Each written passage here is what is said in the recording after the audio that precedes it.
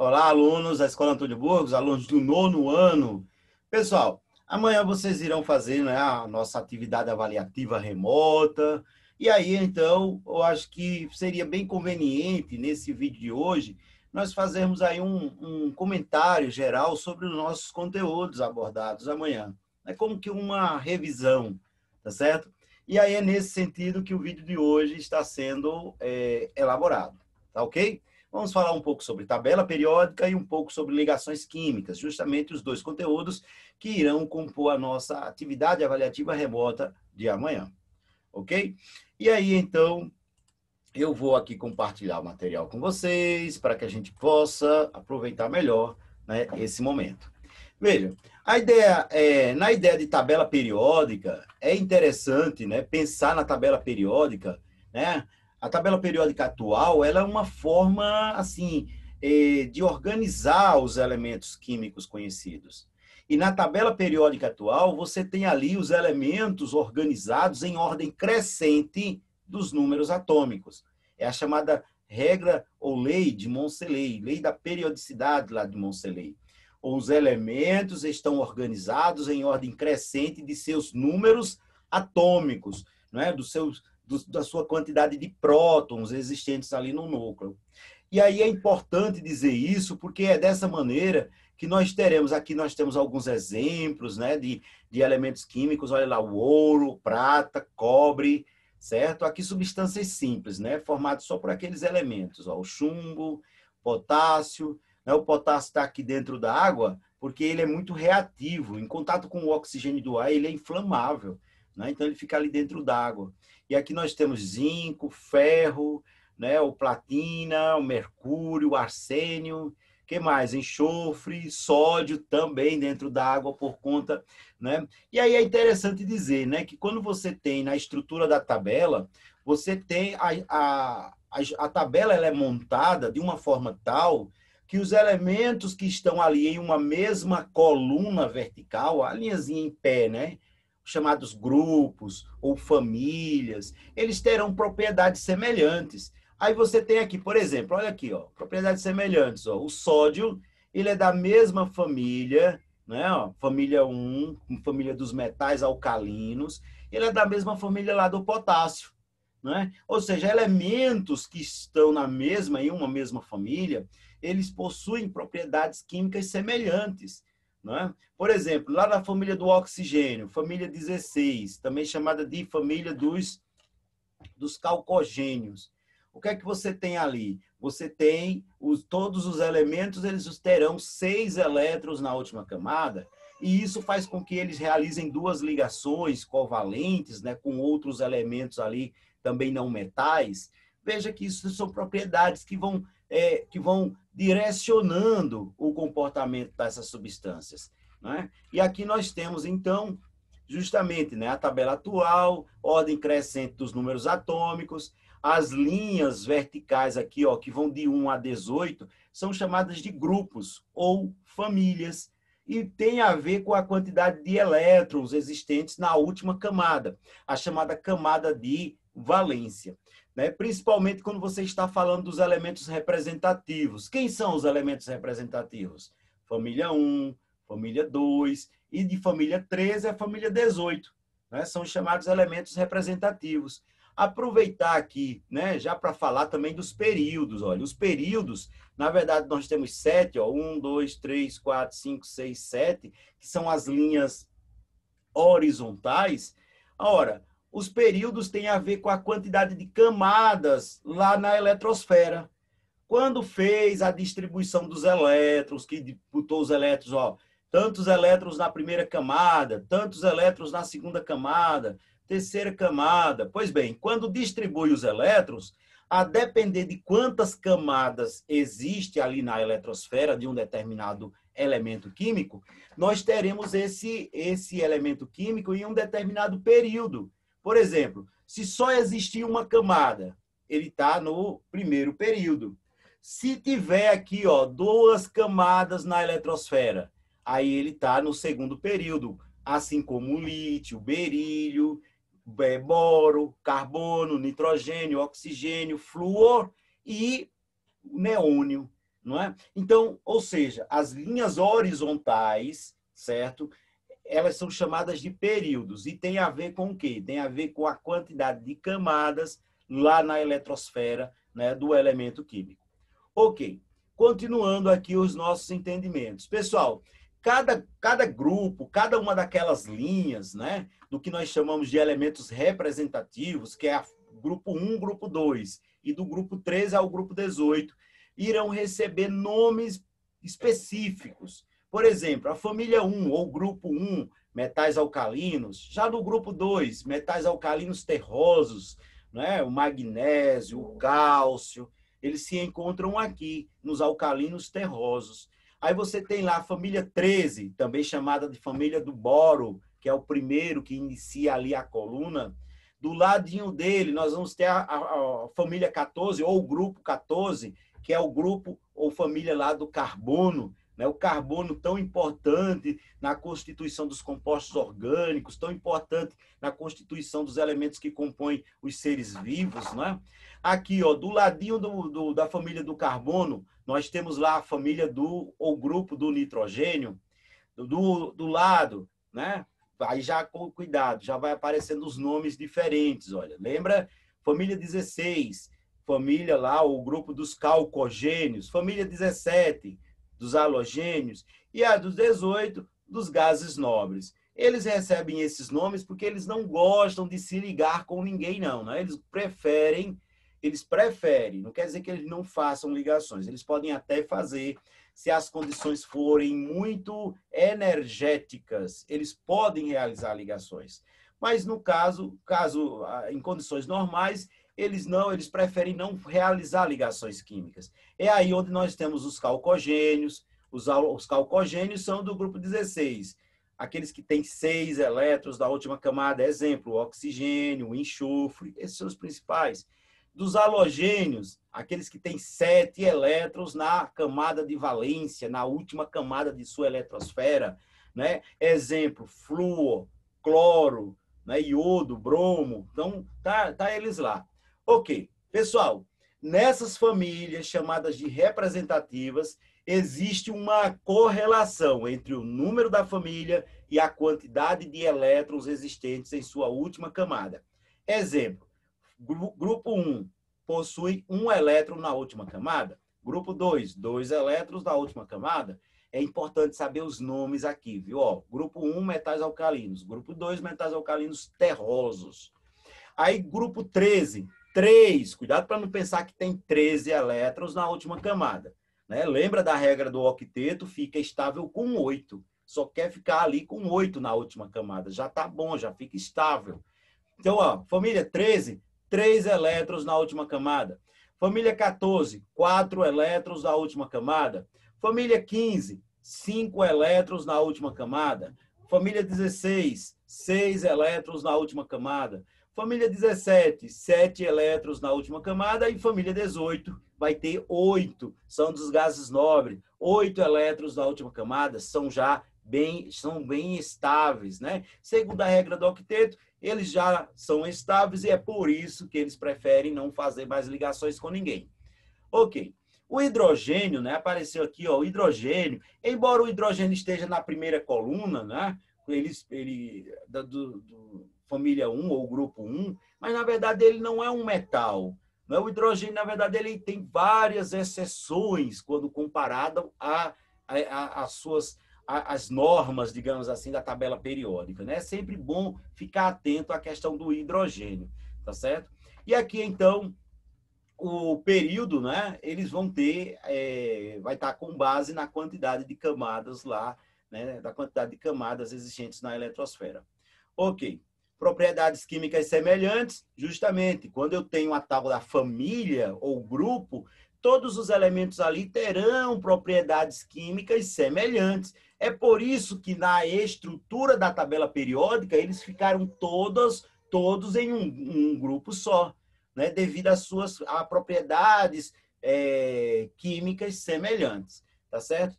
Ok, tranquilo. Aí nós vamos ter aqui, ó, né? É interessante dizer, naquela distribuição de Linus Pauling, aqui, ó, família 1 e família 2 terminam em S. família de 13 a 18, com exceção do hélio, que é o primeiro elemento dos gases nobres aqui, ó, eles terminam em P. Esse miolozinho aqui, essa parte amarelazinha, chamada de os metais de transição externa, eles terminam em D, são em amarelo, tá vendo? Ó? E os verdinhos, eles terminam em F, são chamados metais de transição interna, terminam em F.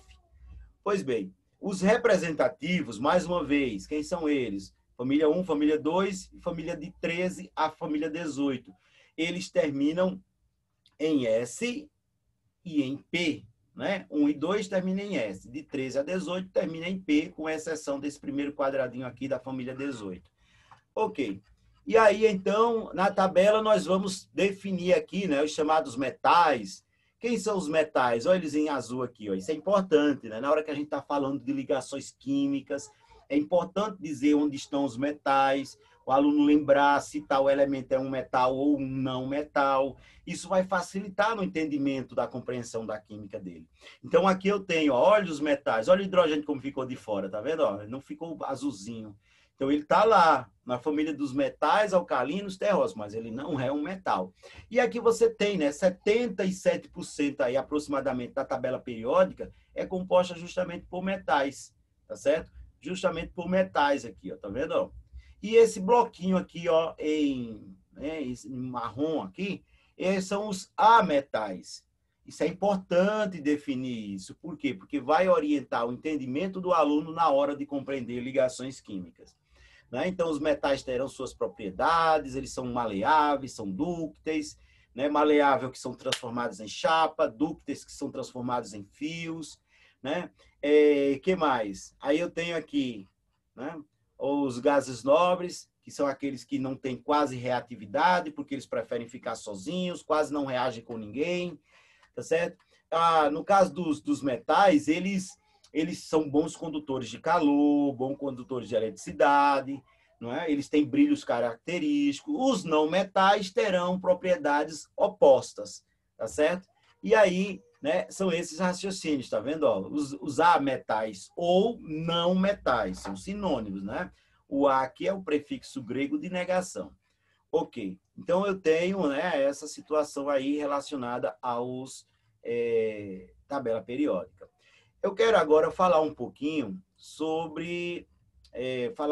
com vocês sobre ligações químicas, tá certo?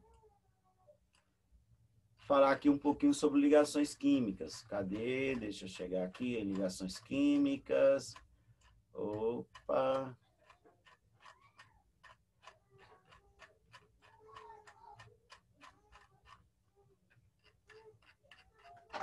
Ok, pronto. Vou lá. Pessoal, em ligações químicas, nós vamos estar falando sobre ligações iônicas, ligações covalentes e ligações metálicas. Vamos falar logo da metálica, mais simples, digamos assim. Na ligação metálica, os átomos de metais, eles vão estar unidos entre si de maneira a estar estabilizados por meio das nuvens de elétrons livres. Então, existe muitos elétrons livres, garantindo uma estabilidade a essa situação que nós chamamos de ligação metálica. É uma ligação bem forte, não é?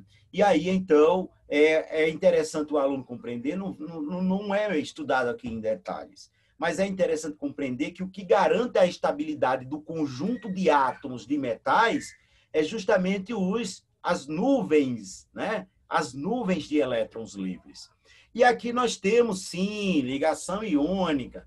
Pessoal, ligação iônica, como o próprio nome está dizendo, é aquela ligação formada pela atração entre íons de cargas opostas. Como assim, professor? Como é que eu vou caracterizar? Vamos aproveitar a tabela? No caso da ligação iônica, eu tenho um metal ligando-se com um não metal. Em outras palavras, eu tenho um que quer doar elétrons, ligando-se com outro que quer ganhar elétrons. Pois bem, os metais, eles querem ganhar elétrons. Desculpa, os metais, eles querem perder elétrons. Já os não metais, aí sim, Os não metais, eles querem ganhar elétrons para que na última camada deles, a camada de valência, fique com 8. E é nessa situação que nós vamos construir aqui o nosso raciocínio, tá certo? Os metais, eles querem, olá, né?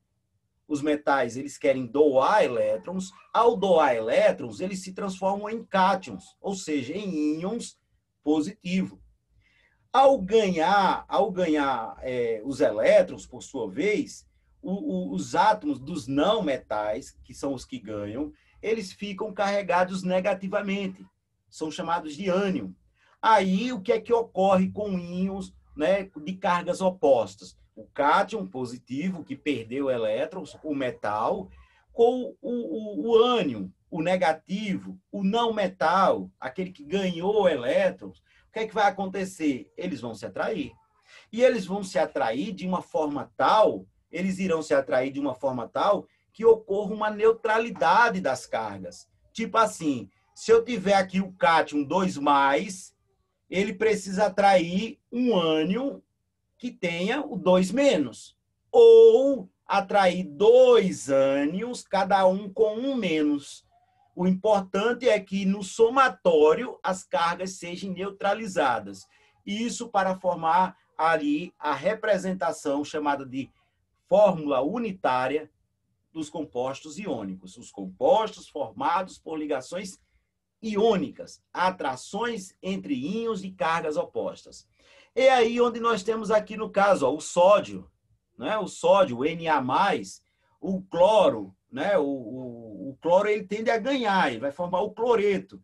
O sódio ele tende a perder. Aí o que é que vai acontecer? O cloreto, que é o cloro que ganhou um elétron, está negativo. O sódio, que é o sódio, o cátion sódio, que é aquele que perdeu o elétron, está positivo. E aí eles vão se atrair. Como tem um positivo com o outro que é um negativo, tranquilo, eles se combinam e facilmente neutralizam suas cargas. Tá certo? Nessa situação aqui, formou-se, né, ó, entre o sódio e o cloro, formou-se a substância tão conhecida nossa, né, o sal de cozinha, o cloreto de sódio, né, que é, eu acho que é o sal mais falado. Mas sal é, na verdade, uma categoria, né? Vocês, inclusive, a gente já estudou mais adiante, porque esse vídeo de hoje é como que uma revisão. Mas a gente já estudou mais adiante quando nós tínhamos lá ácidos, bases, sais e óxidos. Pois bem, sais é uma categoria. O cloreto de sódio, o sal de cozinha é apenas um exemplo, né? E aqui, cadê falar um pouquinho sobre a questão da ligação covalente? Deixa eu procurar aqui, né? Ligação covalente. Opa, achou. Ó, na ligação iônica, eu tenho um metal e um não metal. Eu tenho o metal querendo perder elétrons e eu tenho o não metal querendo ganhar elétrons. Ok, deu tudo certo. Um queria perder, outro queria ganhar. Né? Um formou o cátion, um outro formou o ânion, se atraíram. Mas no caso da ligação covalente, onde eu tenho a situação onde os dois querem ganhar. Eu tenho um não metal ligando-se também com um não metal. Os dois querem ganhar elétrons. Aí só tem uma saída: compartilhamento. Pois bem, a ligação covalente é isso, é o compartilhamento de pares de elétrons. E qual o objetivo? O objetivo continua sendo o mesmo, a regra do octeto que a gente já falou, que é ficar com 8 elétrons na camada de valência, na última camada da sua eletrosfera. Ora, para ficar com 8, ele vai contar com os seus próprios elétrons e com o elétron que ele está compartilhando, não é? Então, de repente, aquele átomo que tem 7 elétrons na última camada, para ele só está faltando um elétron. Então, se ele compartilhar se ele fizer uma ligação covalente, ele já vai ficar estável, ele já vai respeitar a regra do octeto. Vamos pegar aqui um que tenha, né, um elemento que tenha 7 na última camada. O cloro, por exemplo, que a gente viu, na distribuição dos elétrons, na prova, na atividade de vocês, não vai precisar fazer distribuição, lógico, né? Então, aqui, ó, tá longe. mas dá para entender, certo? Na distribuição, o cloro fica com 7, ele é dos halogênios, tá certo? E que mais? Olha outros exemplos aqui, ó, né? De substâncias covalentes, chamadas substâncias moleculares, que são as substâncias formadas por ligações covalentes, né? No caso das substâncias iônicas, a ligação é uma ligação iônica. No caso das substâncias moleculares, a ligação é uma ligação o quê? Covalente. E aqui nós temos as situações, ó, gás hidrogênio, gás oxigênio, gás nitrogênio, dióxido de carbono, cianeto de hidrogênio, tudo isso aqui, ó, hidrogênio, ligado com hidrogênio. Os dois são não metais, os dois querem ganhar. No caso, vale a pena dizer, lembra que eu falei que o hidrogênio é uma baita exceção em muitas coisas? Pois bem, o hidrogênio também é uma exceção à regra do octeto. Ele não fica estável com 8 elétrons na última camada. Ele fica estável com 2 elétrons. Ele já tem um, faz uma ligação covalente e consegue mais um ali pelo compartilhamento. Quando nós falamos em par de elétrons compartilhados, quer dizer que o par de elétrons que está ali na ligação, ele vai servir na contagem dos 2 átomos. Daí a ideia do compartilhamento. Não é aqui, ó, o gás hidrogênio, né? Gás oxigênio, gás nitrogênio. Não é? O gás nitrogênio, por exemplo, ele tem 5 elétrons na última camada. Ó, de 5 para chegar em 8, ele precisa de 3 ligações covalentes. Né? Ou seja, vai ter 3 pares de elétrons compartilhados. Mas em cada par, um já é dele. Na verdade, ele está se beneficiando, em cada par, ele está se beneficiando de um. Então, ele tem 5 na última camada, vai compartilhar 3, vai realizar 3 ligações covalentes, e com isso, ele vai fazer 3 aqui, ó, garantindo a estabilidade, regra do octeto. No caso do dióxido de carbono, olha lá, ó, né? O carbono, família 14, tem 4 na última camada, precisa fazer 4 ligações covalentes para poder, com o compartilhamento de outros 4, completar 8. E é assim que nós temos, né, a ideia da ligação covalente, né, pessoal? Sempre buscando essa situação de respeitar a regra do octeto. Claro que tem a exceção lá do hidrogênio, né? Tem algumas exceções, mas o hélio, por exemplo, o gás nobre hélio, que ele fica estável com 2, né? Ele já possui os 2. E aí, eu peço que vocês deem uma olhada, a gente explicou bastante, vai ter a atividadezinha na quinta-feira e tranquilo, tá certo, pessoal? Tchau, vou encerrar o vídeo por aqui, senão vai ficar muito longo e até o nosso próximo momento, ok? Tchau, tchau, pessoal.